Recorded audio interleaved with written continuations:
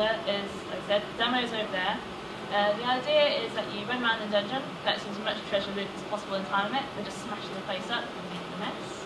There's a few different sorts of game modes, but actually the idea of the game came from a couple of TV shows back in the 90s. One was Supermarket Sweep.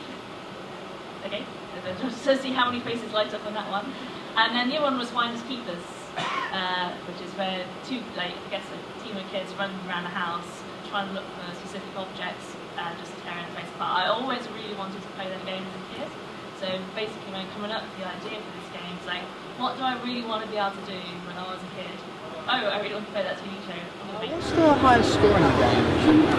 So the highest score at the moment is actually by me, and that's about 1,470 odd. But the highest score we've had from the general public has been a small 9-year-old girl.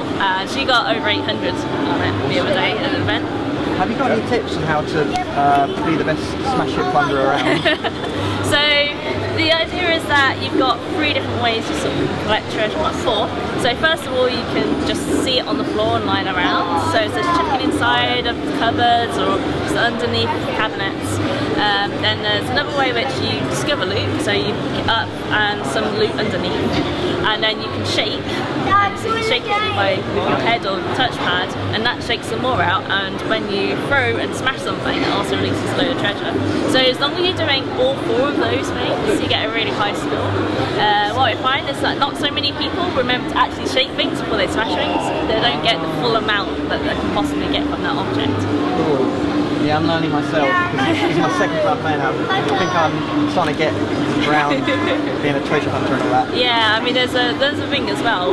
Quite new players tend to stay in the first room. It's like, oh look, it's a really pretty board and they want to wander around.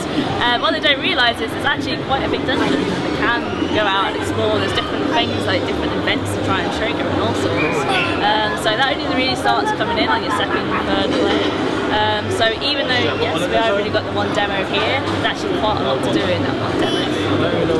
What challenges are you facing creating a game for VR? Because it's a relatively new gameplay concept. Yeah, there's a lot of lots of technical challenges, such as being able to actually draw double the amount of objects in the 2 bits of the screen. Trying to keep that at 60 frames a second to make sure people don't fall ill. But then there's also lots of design challenges. So it's making sure that players really feels like they're there by things like actually having interaction environments, or then there's making sure that the UI is on the corners of the screen so you don't chase it with your eyesight, or then there's things like having the actual UI in the world. So especially Plunder, we need to show players the score and the timer, and to do that we actually have a book in the world. So rather than having to chase this thing inside the screen, you can just look down whenever you want for all the information that you actually need. But of course then also there's the motion sickness side. And with motion sickness, that tends to come along when players are experiencing lots of visual movement on the side of their eye line. So it's the same reason why people get motion sick in cars. It's like this, I'm sitting down, I am still, why is everything reading moving? As well. I oh yeah, it's terrible.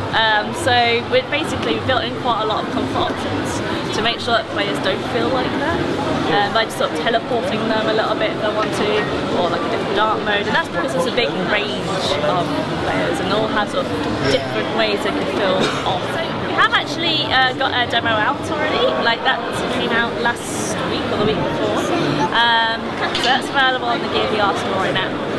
What that has is 1 level and 1 game mode and interesting level select screen, all these customization options. And what we're going to be doing is looking at the whole meta game. We've obviously got more levels that we do actually have. We've also got other game modes such as our scavenger hunt mode where you're given a clue and you can try and find the object in the level.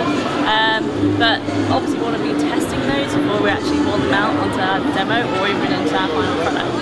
And then of course there's also all the other possible hardware out there. We want to be investigating them all and see when they come out in order to see when we can come out. So for VR, it's really good at exploring spaces and objects in front of you. It's also really great for feeling some sort of empathy for AI characters. And the actual Gear VR itself is a wireless device with built-in controls. So it's we really wanted to do something that's associated with at least exploring spaces and using the fact that it's a wireless device to allow players to really move around and twist around as they wish. As soon as you start prototyping your idea, you want to think about the comfort of the player, especially in VR. This is because all sorts of people have all sorts of strange quirks to when it comes to motion sickness or VR sickness or sim sickness. You need to be designing these sort of things in from the start because they have such a massive effect on gameplay. You also want to think about a range of comfort options. In order for all players to have sort of a fair chance of being absorbed into the game, you need to allow for them to feel like, okay, am I playing myself or am I actually playing a character? You need to introduce them to who they're going to be. If you are going to allow players to be themselves and not sort of explain it in some sort of narrative, then, for example, if they're a woman and they look down and they don't see their breasts, it's going to be really strange. It's like, why am I forced into this male character? Am I playing under me? Oh, you haven't explained why am I alien? Why am I purple? So, first of all, it's like, you've got to think about some sort of character customization potentially. I mean, obviously this could be quite expensive. So, maybe you just cover the body up. It's like you're in some sort of suit of armour. You don't have to necessarily define who the character is. When you ask players to react in story, and they're playing themselves, if you're forcing them to choose a horrible thing, like forcing them to murder someone, like out of just cruelty as part of the story, that's going to feel really strange. It's like, that's not me, that's not what I'm going to do. Why is the game forcing me to do this? Well, you're not supposed to feel like it is a game, you're supposed to feel like you're there playing yourself. So if you're going to do something along those lines, you have to allow some sort of positive spin. It's like some reason for the player to be able to justify what they're doing rather than just forcing them to do things during the story. Just in a game environment you have to worry about, you have to remind players that there's actually a real world around them.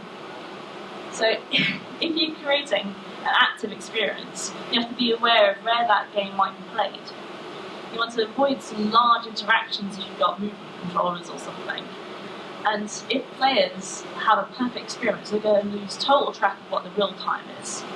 It's like they're going to wonder how long they were in there for, they're going to be taking gear off, and of course at some point they have got real life to go back to. So maybe first of all you want some sort of real-time reference in the game. So on our pause menu, well we say pause menu, on the book when you press the pause button, it comes up in front of you and tells you what the real time is. It's like, okay, yeah, I've been playing for 2 hours. I should probably give it up. As a developer, you're the worst person to judge how fun a game is or how comfortable the experience is. When I'm moving around Smash Hit Plunder, I know exactly how fast the game is going to be moving me. I know exactly when it's going to move me. I'm the worst person to judge how it is. So, as I mentioned before, we started testing it when it's 3 weeks old. This is like bare bones minimum gameplay, just to see what it was like, just to see how people enjoyed it, if they enjoyed it, of course. Just make sure when you actually are testing it, just listen to what players are saying to you and try not to argue back. It's really hard not to argue back, going, oh, controller.